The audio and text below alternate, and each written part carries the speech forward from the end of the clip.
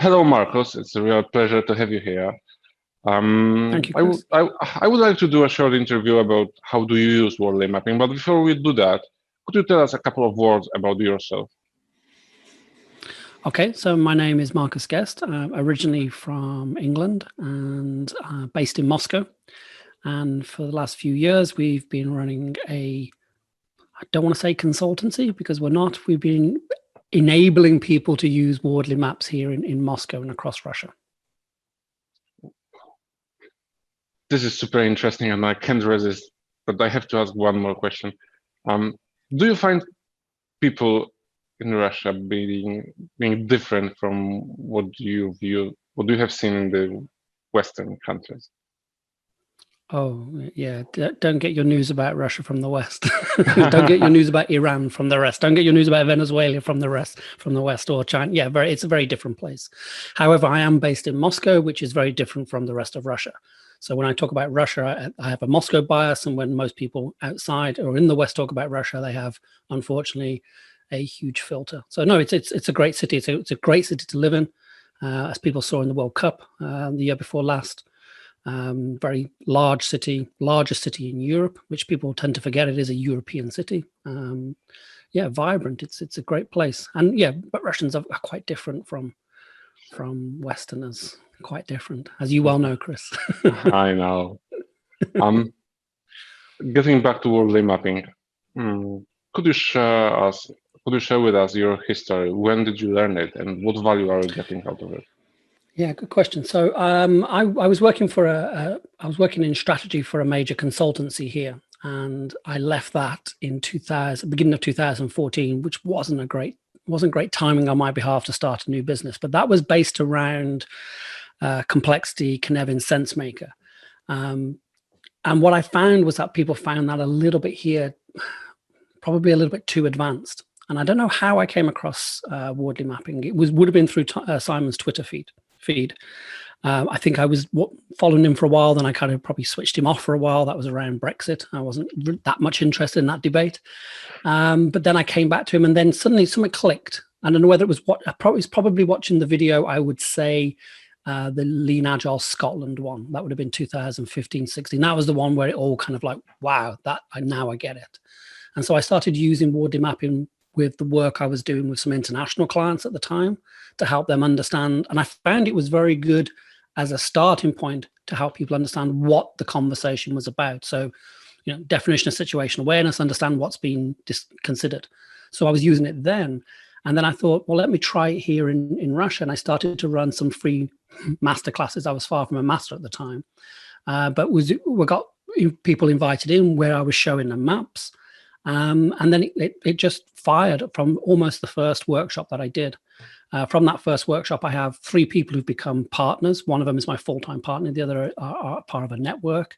They just saw the benefit of it. And one of them said, who was a former CEO, he said, well, if I'd known about Wardley Maps then we wouldn't have got into the trouble we got into a few years back.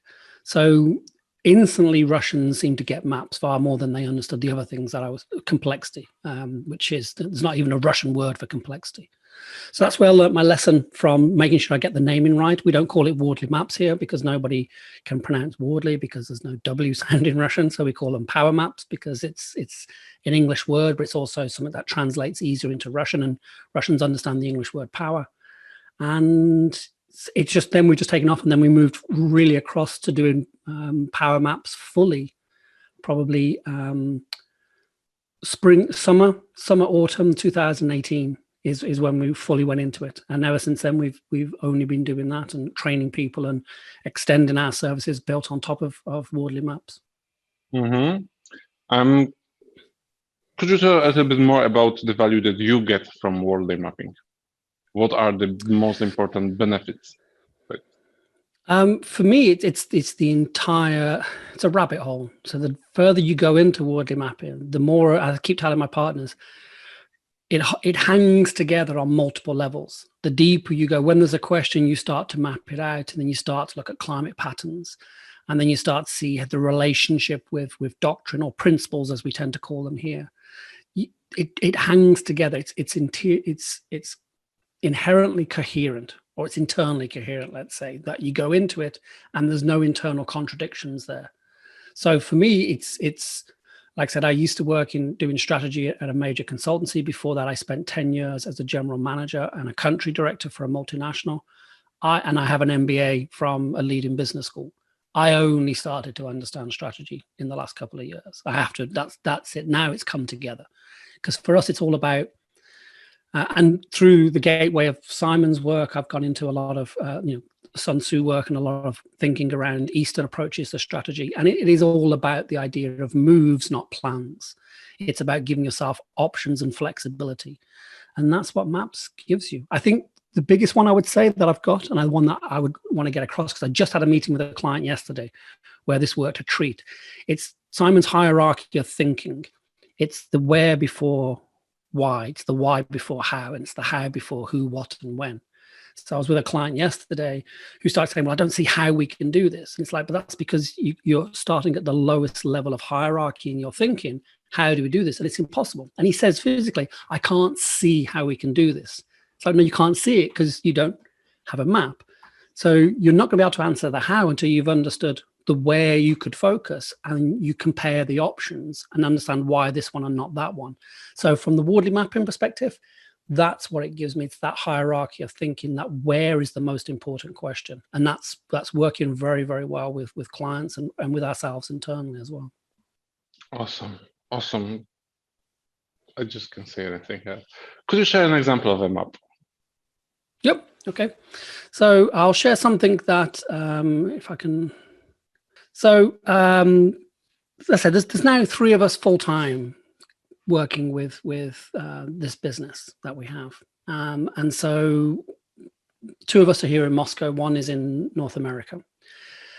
So we were finding that we were pulling in different directions, especially when we added on our international colleague, is that we then went, we were very Russian business focused, and now we have to go wider. So what I used, which is what we use for all of our engagements, we don't start engagements by having people start talking about users or user needs in the workshop, because they will spend hours arguing about it, because most of them haven't thought about it. So but my tip is always make sure that you have an understanding of your users and your user needs. We're not dealing with IT people per se, we're dealing with businesses, and therefore the needs are not a given. So in IT, the needs, we are running a project with a large IT department at the moment, and their needs are a given. They can say, this is what we're being tasked with. When you look at the business often don't know their users, and they certainly don't know their needs. So we make sure we run this. This is an adapted template from Simon, where we just kind of understand what's your aim, what are the core activities you're involved in, and then the mission for us is, why should that be interesting for others? So we're taking, Simon's general aim about, freeing us from parasitic management consultancy practices, especially important, I think, in developing countries, which tend to focus on following what the West did. And as we're now seeing, the West is not really dealing with these things very well. So we're trying to say, well, jump forward, go to where the puck is going to be rather than where it is, which is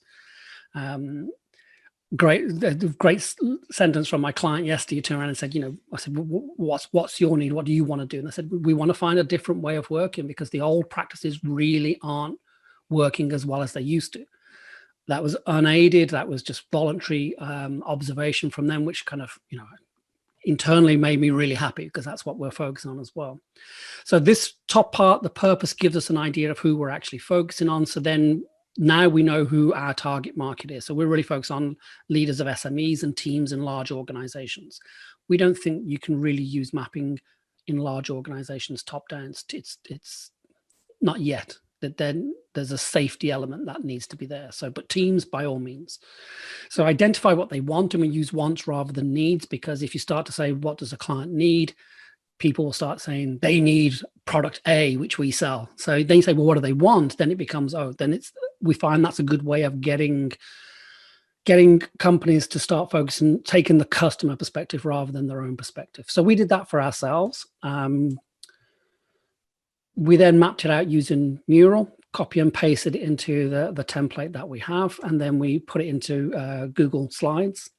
So this is the map for our organization. When you put that up, it doesn't, you can't really read it. Maps are always very difficult to read if it's not your organization.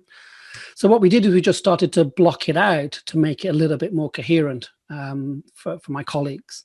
So now we can say those things on the left are the areas that we're exploring now, because they're in custom built space.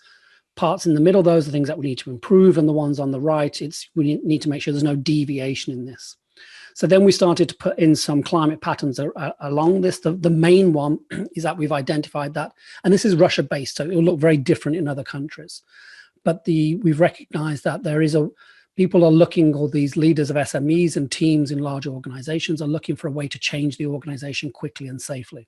And this was done in summer. So as I said, when the client said this yesterday, that they're looking for a way to change, yeah, it was great, because we think we've identified that, and it was confirmed independently, anecdotally, but independently. So we think that number one, way to change organization is going to be evolving really quickly, because people have now started to see the old ways of doing things need to change.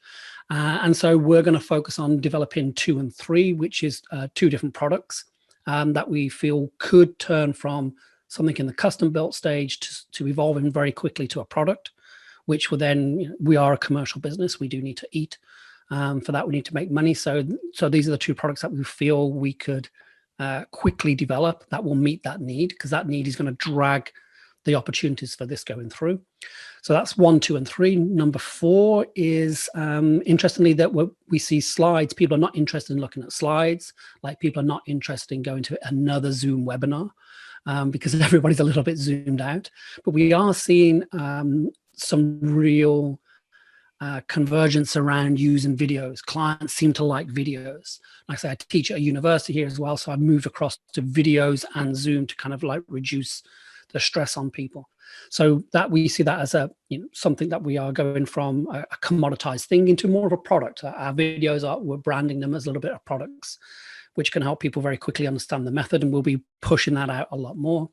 And then the final thing is we're investing in support portals, because I think at the moment, Wardley Maps, it's a skill, and it's a great skill.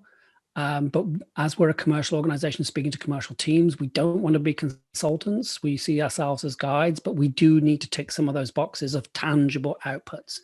What do I get? They do need to see kind of reports, but they do the maps, they do the climate patterns, and we collate it together and present these to them. But for the longer engagements that we have, which can run for a year, where we're supporting people as thinking partners, we put all that information to support portals so they can spread it around their organization and give access. So that's another area that we're focusing on.